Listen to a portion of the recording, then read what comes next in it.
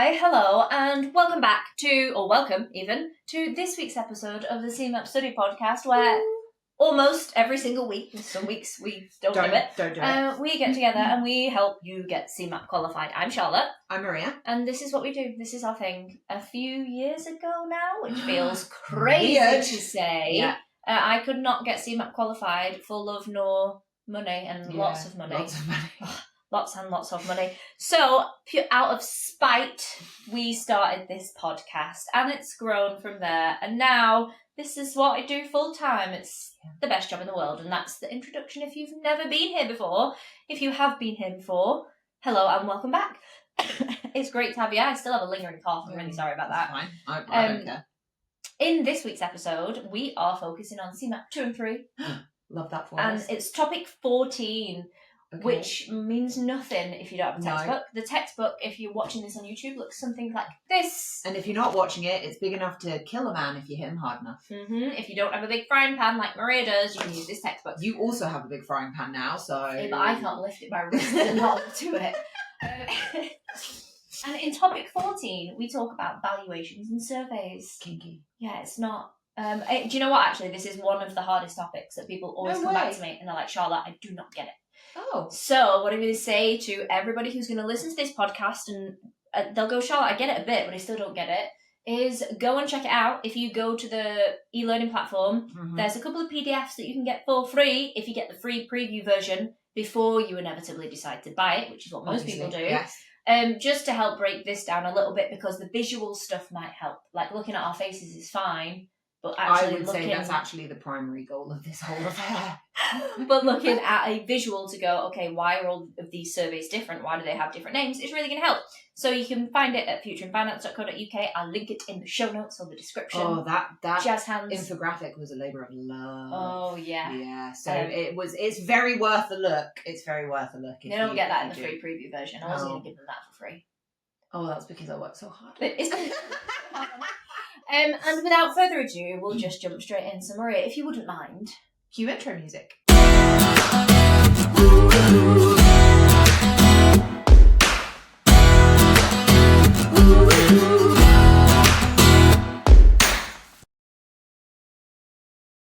Okay, hello, welcome back. Maria, what do you know? What's the Nothing.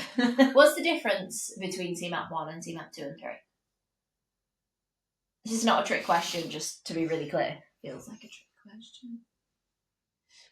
3 is case studies. Mm-hmm. You are correct. 3 is case studies. And 2 is double of 1, and that's it. That's all I've got. 2 is double of 1 sound. Okay, so whereas with our CeMAP 1 studies, it was all like regulation and none of it was practice. Yeah. CeMAP 2 and 3 is practice. Like, how do we put that into practice? So most of CeMAP 1, you don't really use when theory. Yeah, exactly. Right, got it. And this is a topic where we actually find out stuff to do with the house buying process, which is quite exciting because you do all of CeMAP 1 and we don't talk about buying a house at all, even remotely, for a little bit. No. So to get it in CeMAP 2 and 3 feels really rewarding, and topic 14 is an example of that, where we talk about the difference between a valuation and a survey. So we're going to start by talking about when you buy a house. Now, I know that we have big dreams to build our own houses on land. We need to forget about that for a second because it's not helpful for what we're about to do. Okay. I want you to imagine that you have found a house on Rightmove that you would like to buy. You go and view it. Mm-hmm. You love it. The feng shui is right. It's very far away from feng shui, yeah. Power line. Oh, good. What are your other... Mountain behind it, river in front of it. But not too close, otherwise you won't be able to insure it. It'll probably flood, yeah. You've gone to view it, you love it, you know you're probably going to be good for a mortgage, so you decide to put an application in with Halifax, I don't know. Mm-hmm. I like their adverts, that's a good shout. Halifax are going to want to come and check that house over, so if they've looked at your financial circumstances and go, yeah, we think you're probably going to be good for a mortgage, at some point they're going to want to check that the house is actually worth the money. Okay. Because you could put your house up for sale for whatever figure you wanted. Doesn't mean it's worth that much. True. And lenders need to make sure that it's, what do they call, good security. Okay, so that it's accurate. What you've said, the pictures are not CGI. Exactly, that. And do you remember during COVID when everyone hated where they lived and they all wanted to move to the country? Yes. And now everybody's moved to the country and they fucking hate it because we're not in lockdown anymore. And they keep getting stuck on our driveway in the stupid bastard city cars, yeah. Yeah, exactly that. What was happening during COVID is because all of a sudden 10 people wanted to buy that house in the middle of nowhere instead of one, the sellers were going, well, just pay us more because there's more demand for it. Like, that's how supply and demand works. But people were applying for mortgages. The lenders were going out to look at the house and going, it's not worth half. Yeah. Or it's not worth £500,000. We'll give you 400,000. Like, we think that's what it's worth. And as a mortgage advisor, you would go back to your client and go, cool, so they'll only give you 400,000. Yeah. And as a buyer, like as the person applying for the mortgage, you go, sound, so what do I do? And a lot of people don't realise that what you do is you foot the difference. So if the seller is asking for £500,000, but the lender will only offer you 400,000, it's up to you to make the shortfall up. You have to find that. You're buying it. Exactly. And a lot of people in COVID didn't realise that. They'd be like, sound, so what happens next? And it'd be like, how do you not know? You fund it. That's what happens next, because it doesn't happen very often. So... Right, okay, so people are very used to getting the full mortgage amount for... So the mortgage amount meets the property value amount. Exactly. That's the standard bar. That's usually what happens. Right, got it. There are, like, I always remember an example of a client that wanted to buy this townhouse in Edinburgh. It was lovely. It was in, like, one of the city centre buildings. So they're right, the, like, Georgian... Yeah. He loved it, wanted to buy it, had secured a mortgage. The lender had gone out to view it and had undervalued it by £150,000. And in normal circumstances, like outside of COVID, that shouldn't happen. Usually, the asking price is roughly the valuation, because otherwise it makes no sense. Yeah. He then paid for his own surveyor to go out and value it, and they valued it at the asking price. And he went back to the lender and was like, what the fuck? What the fuck? The lender doesn't care. Yeah. So there's a few different things that go on. The first one is called a basic valuation, and that's the first thing I want you guys to write down if you're making notes. But if you're driving, don't do that. It's dangerous. Yeah. Make a mental note. I've got nothing. Drawing a complete blank. A basic valuation is something that the lender is going to do to make sure there is decent... Regardless. Yeah, regardless. Is a basic valuation is going to happen no matter what you're doing. Exactly. The lender will carry one out. Yeah. And it might be that the lender has their own valuer. They also might outsource that work. So either which way, you don't get a say in that. So even if the lender sends out a valuer, it's valued at a certain price, you disagree with it, you pay for your own valuation, which comes in at a different cost. The lender does not give a fuck what your valuer has said. They're sticking with theirs. They will only go with their own valuation. Can you request them to do it again? They can, but 9 times out of 10 they'll say no. Fuck off. Actually, what usually happens is people have to go to a different lender and start the process again, which can be frustrating because very often you have to pay for the valuation. Boy, that's annoying. Yeah, so basic valuation is step number 1. It will always be done. It will always be done by the lender or by their valuation company, wherever they've outsourced the work. As buyers, as house buyers, we have no involvement in that. Right. It's also really superficial, so they don't go in and check everything. They're going to go in and go, okay.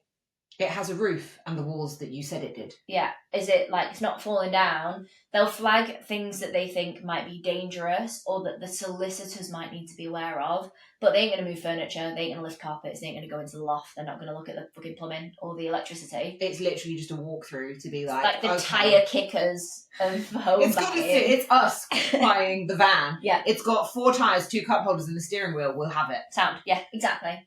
That's what a basic valuation is. That's step number 1. It happens with any property purchase, including a remortgage. Right. They can also do something called a desktop valuation. Okay. Which, for remortgage purposes, is generally the most popular option, because if you bought a house 3 years ago, probably not much changed. A desktop valuation is, let's have a look at what we valued it at 3 years ago when it was on Rightmove. Has anything seriously changed? Mr. Remortgager. If not, valuation's done on the computer. So I'm assuming if you were like, yeah, we've added like 2 more stories and a conservatory, they'd probably be like, we'll send someone around. Yeah, or if you want to remortgage for more money. They want to check it out. That makes sense. Exactly. But if you just go and just remortgage it for what we've got left kind of a thing. Yeah. it's just your standard. We've done nothing to it apart from redo the downstairs bathroom. They'll be like, ballpark, great. So desktop valuations are quicker, they save a lot of time. They are generally most suited either to remortgages or to properties that have just recently been bought in like the last 3 years. Somebody else is buying it. Yeah. Desktop valuations are pretty suitable. They're not suitable for most of the stuff though. Like if a property's not been on Rightmove because the last time it was sold was pre-internet, they're not going to do a desktop valuation. They're going to send somebody out to do the tire kicking. Can you imagine? Can you imagine? It'd just be brilliant. Well, we just looked at some survey pictures from the 1940s. And if we looked at the Google Maps aerial satellite view, and it looked all right. It looked like it was still standing. That is so basic valuation, desktop valuation. Ooh. That's what a lender. You're not boring. I'm really sorry. That just showed my surprise. It's fine. I'm going to catch your yawn. Oh no! Hold it in. That's what the lender does to protect their security. And that's fine, but if you buy a house, the lender lends on it. If that house was riddled with mould or termites, they're not really a thing in this country. Dry rot for wood, is that dry rot? Yeah, dry rot is a thing. No, what's the weevils? No, are they biscuits? Weevils? What's a weevil? Is it weevils or is that a made up thing? I don't know. I feel like a weevil might be a made up thing and you've been reading too many fairy books. No, is it not? We will come back to weevils. I'm really sorry. Segue. Okay, anyway, so there's something wrong with it that didn't show up in the basic because it's invisible or... what's that? Black mould. There we go. Yeah. If your house were to fall down, you still owe the mortgage amount. That's why insurance is important. But what people should do is do their own checks as well. So don't just rely on the basic lender. Yeah, because the basic valuation is not going to pick up things like if it was built over a mine and it's slowly falling into that mine shaft.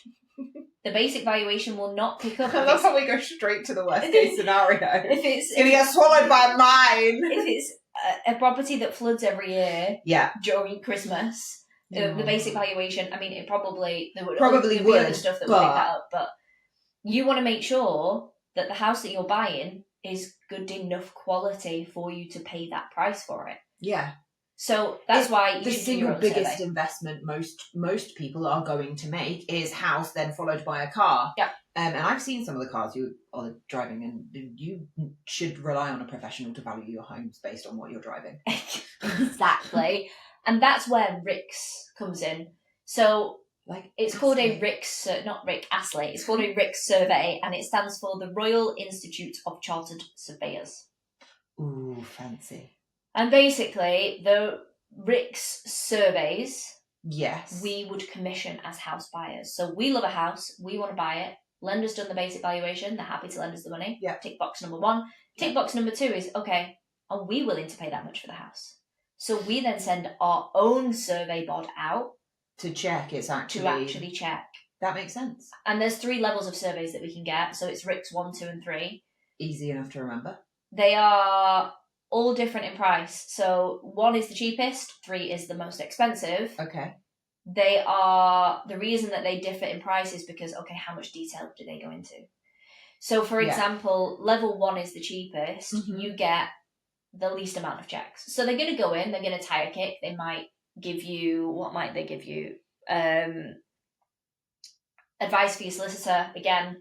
Okay. They might give you any serious structural damage that they can take note of. It's effectively like the basic valuation, but for us as a home buyer. Right. Level 1. But what it means is if they go, this house is sound, and 2 years later it falls down because there was no roof on it or whatever, you do have a little bit of legal recourse to go back to your surveyor and be like, I paid you a job and you forgot to spot the fact that it was falling down. Yeah. So it's a little bit of protection for the buyer, although level 1 is not a huge amount of protection. It's just a bit. Yeah. Level 2 takes it a step further. So level 2 is a little bit more checks. With these ones, they tend to check for things like damp. They might check for dry rot. They might check for black mould. Right. They might check for signs of heathen subsidence. I never know. Don't ask me. You have taken the piss out of me relentlessly over the Christmas period for everything I've pronounced. So I'm trying to think of the I would say, oh God, estate agent. Corridor. I would say subsidence. Subsidence. I think I would say subsidence, but I don't know which one is correct. There must be a grammatically correct one. Maybe it's just maybe we need to put a poll up. The north-south divide. Yeah. Your RICS survey level 2, if it's a survey and valuation, actually, regardless of which one it is, hang on, I'll get ahead of myself. We'll check for those kinds of things. Yeah. Therefore, it gives you a little bit more legal recourse, or it gives you the opportunity to go, we've spotted that there is a lot of damp in this property. We think it needs a damp proofing course. So either can you do it before we buy it, or can you knock off the cost of what that we'll course have to do, because we will have to because do it. we're going to have to do the work. Okay, exactly. That makes sense. There's 2 options for the level 2 survey. You can just get, I've messed with the camera settings again. I'm really sorry. You're just going to have to lean into me at the sec. We can't get much further over. I can sit on the windowsill. Be fine. See? There we go. Right, no hands. No hands! You can have either just a survey or a survey and valuation. Yeah. The survey and valuation gives you a survey and a valuation. What? The survey does not give you a valuation. I cannot tell you how many people get that wrong in their exam. It's like their brain just goes, it can't be that obvious. No, it is. It really is. There's either a survey and valuation, which gives you both the survey and the valuation, or there is just a survey, which does not also give you a valuation. Some of them will give you something called a reinstatement value, which is how much would it cost to build your home if it fell down to ground up again. Yeah. Yeah. But again, it is just a rough estimate. You do get a little bit of legal recourse again with the level 2 survey, but it's not an indicative list of everything. Yeah. So it's not going to tell you. So if something happens that's not on the survey list and you go back to them and go, well, you missed this, they'll be like, well, we weren't meant to find it. Yeah. They'll go, you should have got a level 3 survey, which is the next one. The level 3 survey is the most expensive one, which is the reason most people don't do it, because buying a house is already expensive enough. Yeah.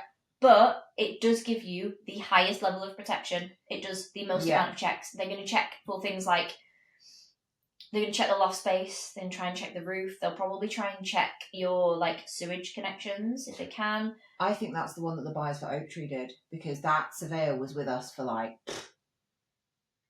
the thick end of a day. Yeah, so it was likely a level 3 one. They'll check to make sure that your house is, what's it called? What the house that I bought in Queepoith that wasn't, the electrics weren't grounded. Earthed, that's it. Yeah, and they were like, cool, so all of this could shock you and kill you. You might die. It's not earthed. Level 3 surveys will not only give you protection, it will give you an indicative list of everything that's wrong that they can find.